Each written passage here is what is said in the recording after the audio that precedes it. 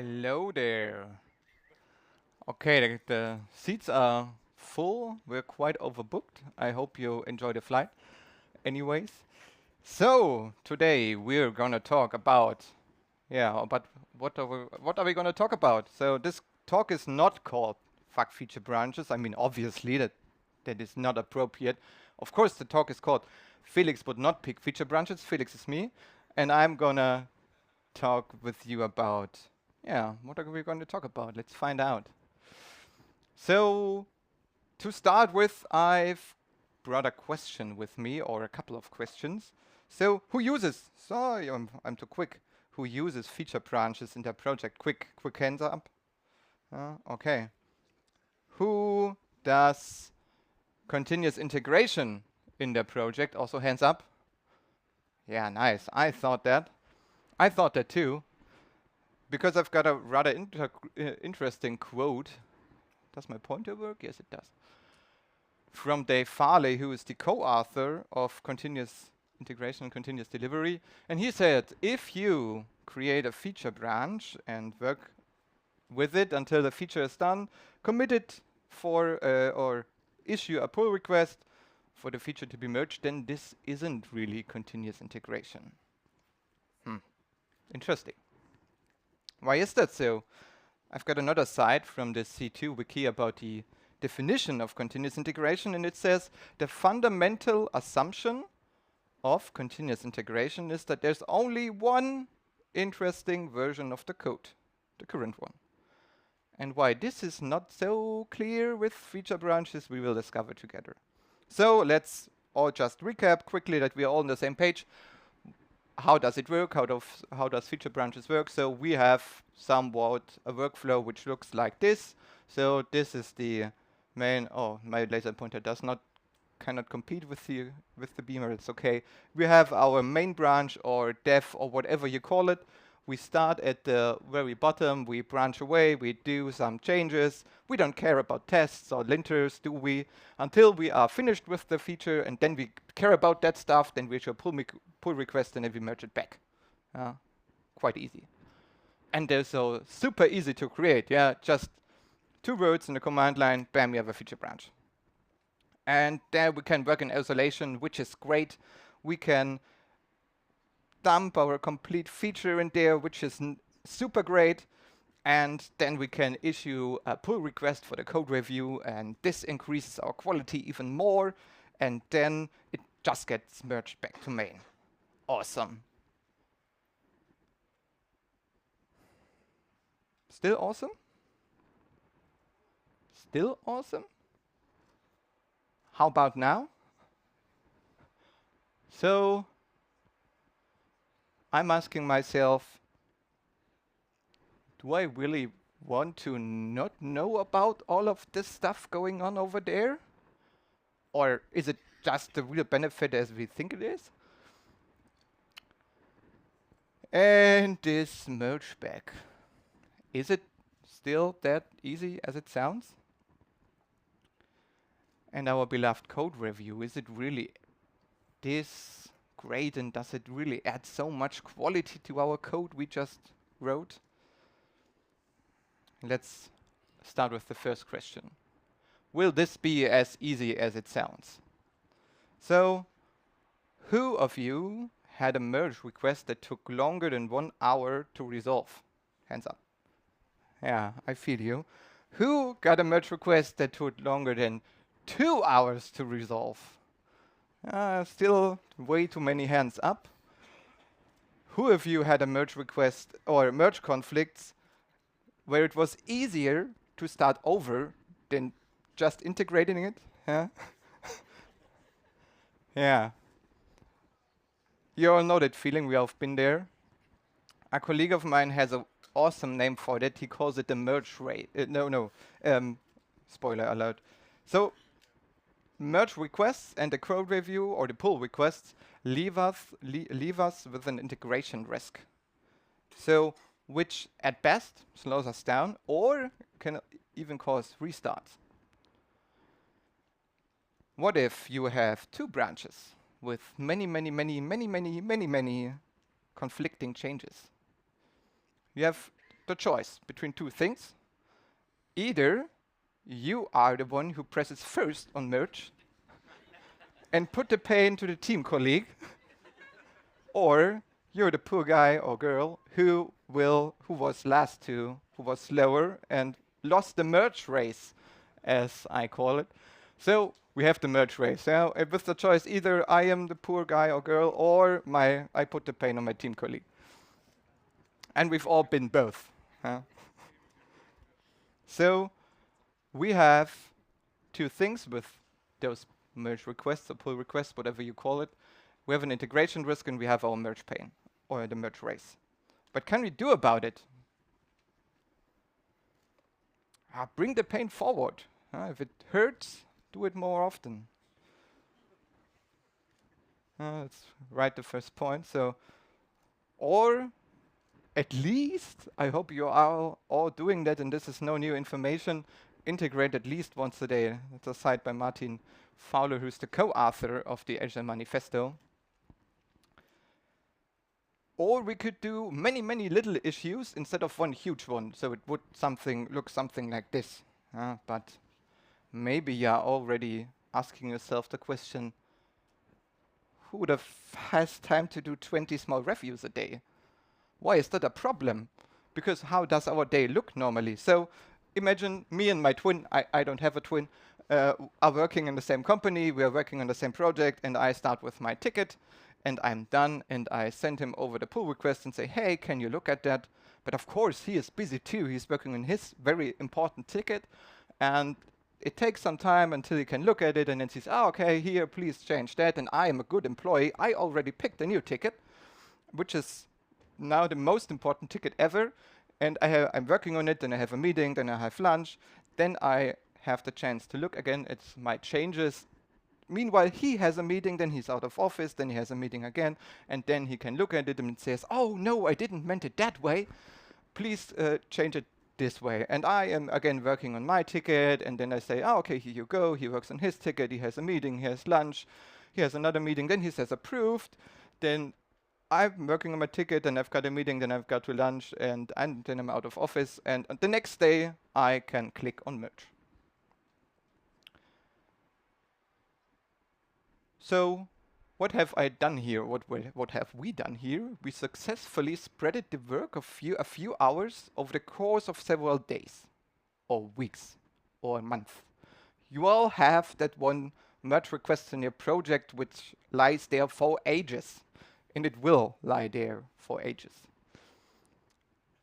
So asynchronous code reviews help us to increase the cycle time of our tickets by several days, easily.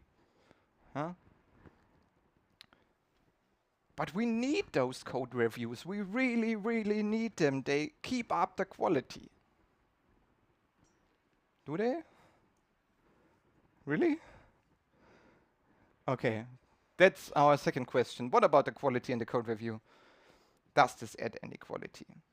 I have brought you a screenshot of 2 merge requests from React. As you might have noticed, I might be a front-end developer. And I want to know from you, which one of those do you think will get reviewed better? The left one with 6 changes, or the right one with 132, 33? And who of those 2 merge requests should get reviewed better? I mean, how often do you really find highly critical problems during a code review, and how often it is really about, oh no, you couldn't use a const there, or a do-while loop would work better here? Okay, what I give you is, with code reviews, you can make out of very, very messy code, you can make okay-ish code. Okay, that might work. But you're not going to make good code out of shitty code with a code review. But how do I write good code, you might ask? I have a question, but you won't like it. Deep knowledge. So a senior consultant, someone who really knows the code base, the language, the patterns, he is able to write good code. But how do I obtain deep knowledge? Yeah, it's as unsatisfying as the first answer with time and experience, or maybe you could speed it up a bit by intensive pairing or something, but not with code reviews. So, to the last question. Do we really want to work in isolation?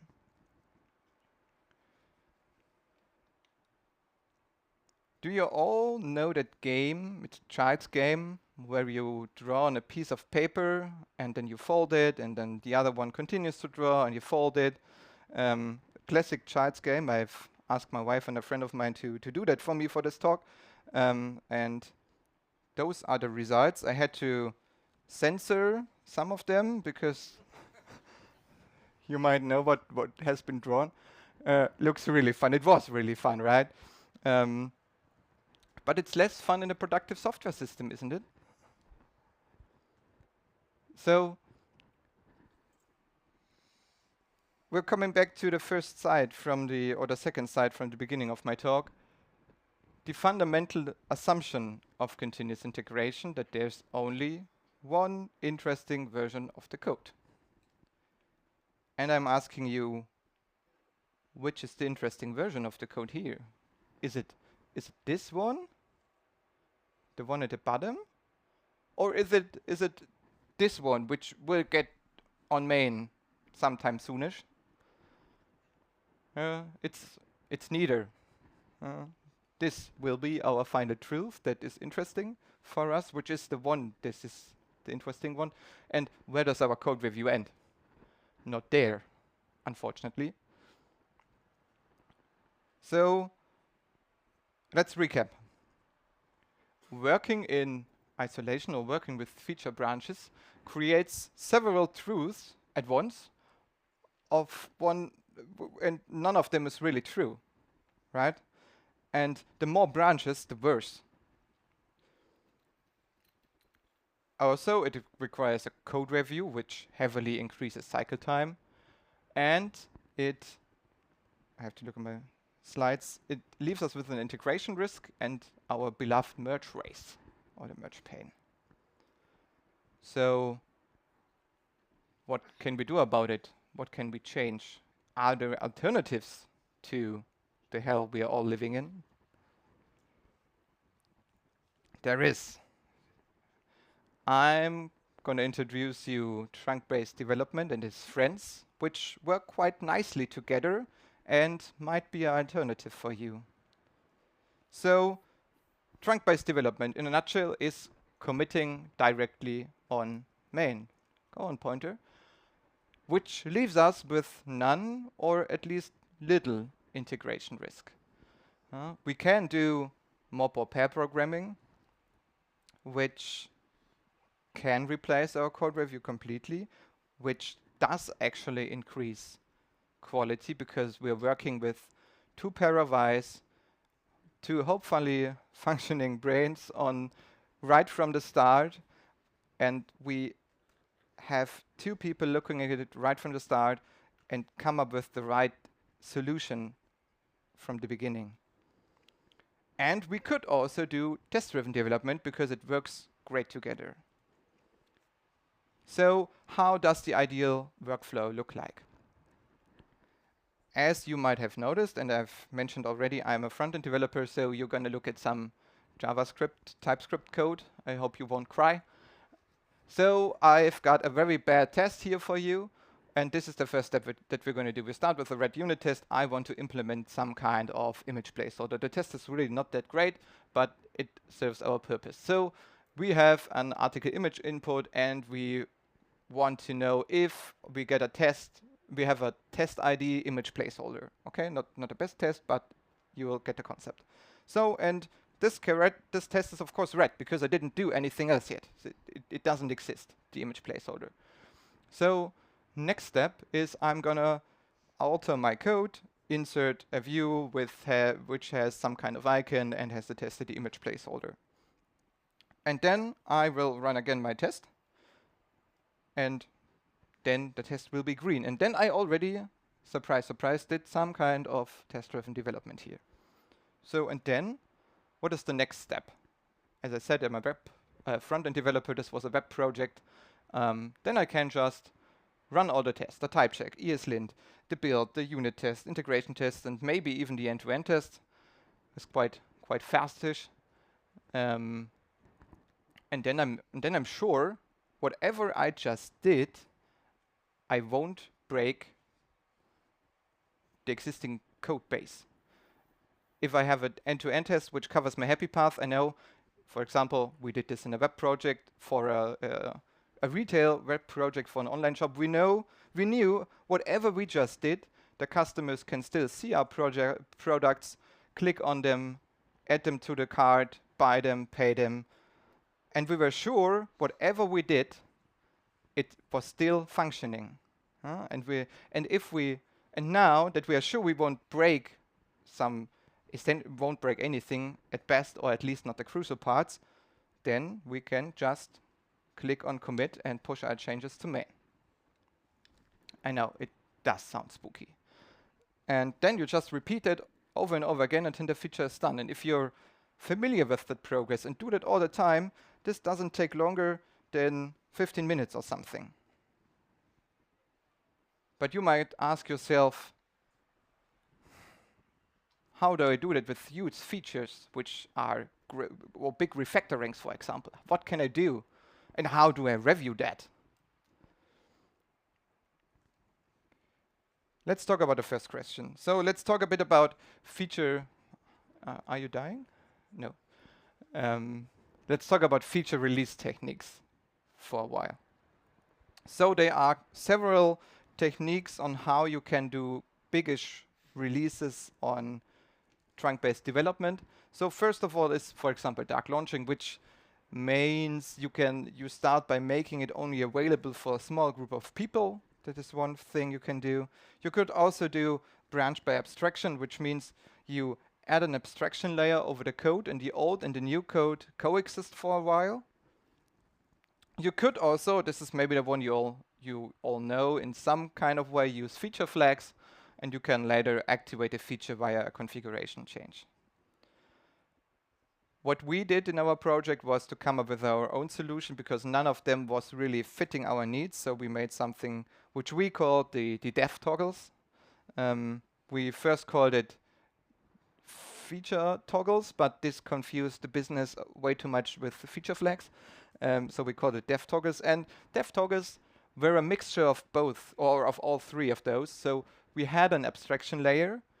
We were able to toggle features or all those dev toggles via configuration, or it wasn't by configuration. We had, for example, as it was a web project, we had a query parameter you could insert on the dev environments to see all those in development features, which made it fairly easy for our POs and BAs and whatever their names are to actually see our features in a not productive, but we had pre-prod, so in live systems, and how they would look like to the user once they are available to him.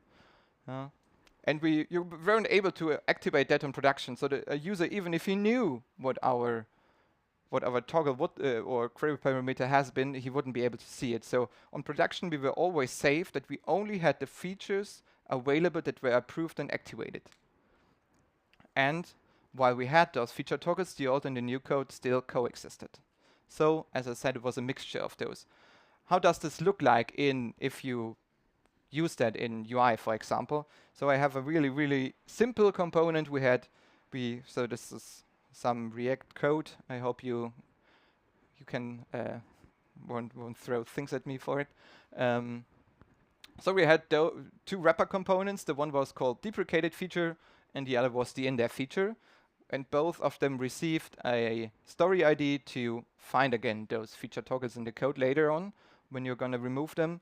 And it was super, super simple. So in the component, for example, we start with the in-depth feature. There we get the dev toggle from our process env. So it was an env variable in the code. And then we just checked, okay, is it enabled? Then we will return our children. And if not, then we just won't return anything.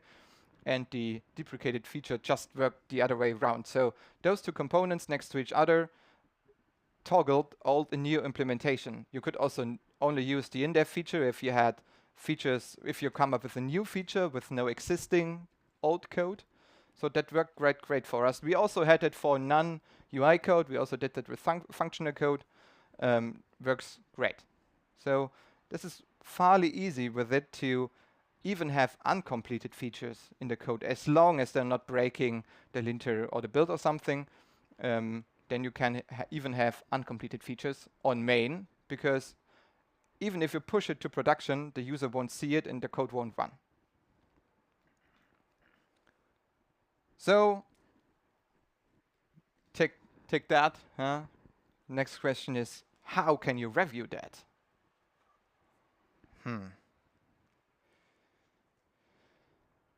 Ideally, you don't.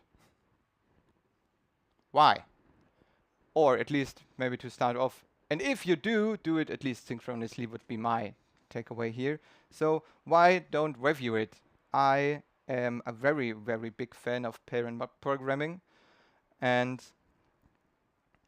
why is that so? So if you do pair or mob programming, then the code that you write is reviewed in real time, and you don't have to issue a pull request later on. So if you work in a pair on that, you of course are two people working on the same thing, but you don't have to do the code review. You don't have to wait several days for someone to look at it, and you know that there are two people who have thought of the right solution for this, and in the best case even discussed the best solution for it right before they started actually implementing it. But doesn't that slow us down a lot? Maybe, but I would say no. Why?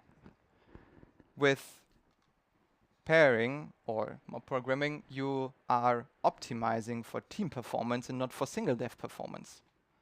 So how do you do that? How do you improve team performance?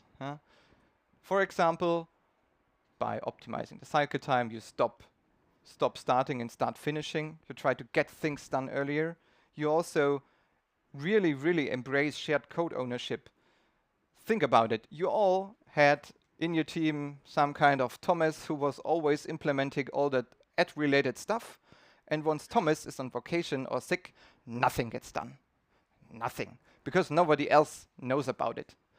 And if you do pair programming, you at least have a second person, which might not be as good as Thomas in those topics, but at least he or she knows about it and can help you out, and you don't stand still until Thomas comes back and is able to do it himself. And we do increase the quality through direct face-to-face in-time feedback and really embracing a team coding style. If you pair with different people all the time, or even mob program with them together, you really get a shared team's coding standard into the team quite fast. And if you really want to take it to the top, you also could do mob programming. I would not do mob programming for implementing a button and deciding if it should be green or blue. But it's great for architectural decisions. If you really have big things to refactor and to think about. And I guess most of you or some of you are doing this already. If before they start a ticket, they talk with people. And if you then also try to get it started together, then you are just one small step away from doing mob programming. So what are the downsides of trunk-based development? I don't like to call it downsides, I call it challenges. So it does require a quite huge amount of discipline to work test-driven, to always run all the tests before you commit it on main. So this does require discipline, and it is quite hard to get started with it. Also, it is quite demanding. So I would say, especially in the IT field, there are many people who would say they are more introverted, and it's especially demanding if you are some kind of an introverted person. So it is demanding to pair with other people. And maybe this is the biggest one.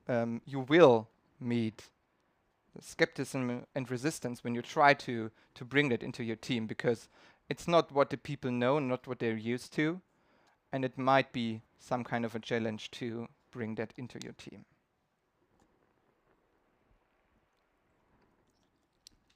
So let's summarize that.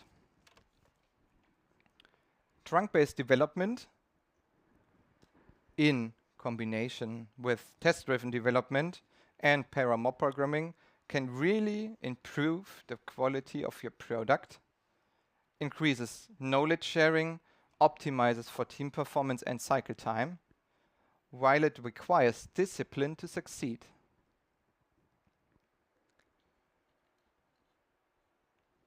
And there I am already on the end of my talk. It was quite fastish. We started a bit early, but it leaves you more room for questions. So thank you for your attention. Oh, I could skip the next slide, but anyway, we are also hiring if you're interested. But if you have any feedback for me, please scan the right QR code. I'm happy to get feedback from you all. And if you want to follow me on LinkedIn, you can also do that. Thank you.